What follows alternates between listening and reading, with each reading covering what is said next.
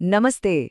कभी कभी ना कुछ बातें सुनने में बड़ी सीधी सादी लगती हैं, पर उनके अंदर मतलब गहरे राज छुपे होते हैं।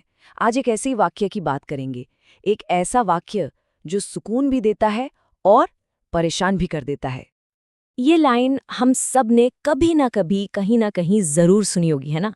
ये उन बातों में से है जो बस चली आ रही हैं पीढ़ी दर पीढ़ी। और सच कहूं तो इसे सुनकर एक अजीब सी तसल्ली मिलती है।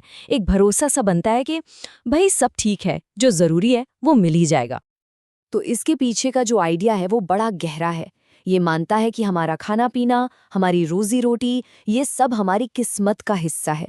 मतलब किसी बड़ी शक्ति ने हमारे लिए सब कुछ पहले से ही प्लान कर रखा है। तो असल में ये कहावत हमें टेंशन फ्री करने के लिए है।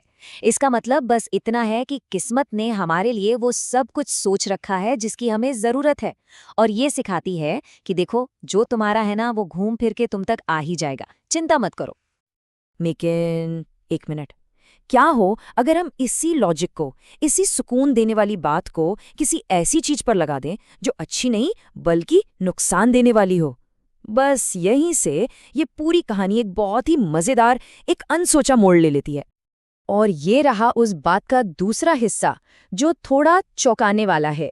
वो कहता है कि ठीक वैसे ही हर सिगरेट पर भी पीने वाले का नाम पहले से लिखा होता है। अब थोड़ा अजीब लगा ना सुनकर?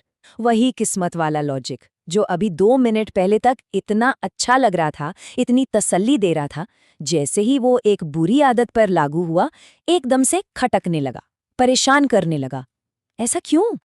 और पता है, इस पूरी लाइन की असली पावर इसी बात में है कि ये कैसे दो एकदम उल्टी चीजों को एक साथ खड़ा कर देती है। सोचिए, एक तरफ है खाना जो जिंदगी देता है, और ठीक उसके सामने रखती एक ऐसी आदत जो जिंदगी छीन सकती है। चलिए इस तुलना को जरा और पास से देखते हैं। ध्यान दीजिए, सिर्फ एक चीज बदली है, दाने की जगह सिगरेट आ गई, और पूरी बात का मतलब, उसका एहसास ही बदल गया। जो बात पहले सुकून दे रही थी, अब वो मजबूरी जैसी लग रही है ना?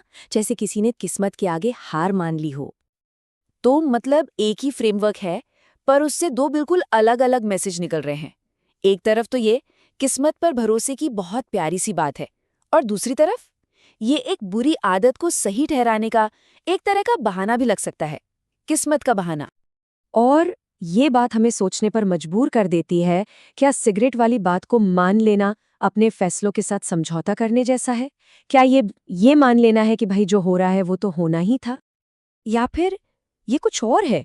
कहीं ये अपनी ही लत के सामने हार मान लेना तो नहीं?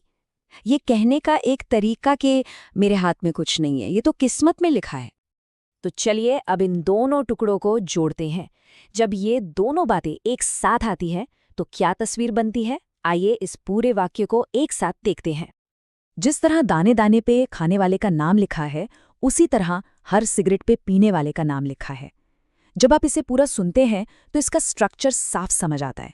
एकदम बैलेंस्ड है, पर बेचैन करने वाला है। एक ही पल में सुकून और अगले ही पल एक अजीब सी बेचैनी, है ना? इस लाइन की सबसे कमाल की बात यही है, ये कैसे एक इंसान की पर्सनल आदत को किस्मत के इतने बड़े कैनवस पर रख देती है। मतलब एक छोटी सी आदत को ऐसे दिखाती है जैसे वो कोई बहुत बड़ा, पहले से तय किया हुआ खेल हो। तो आखिर में ये हमें एक बड़े सवाल के साथ छोड़ जाता है।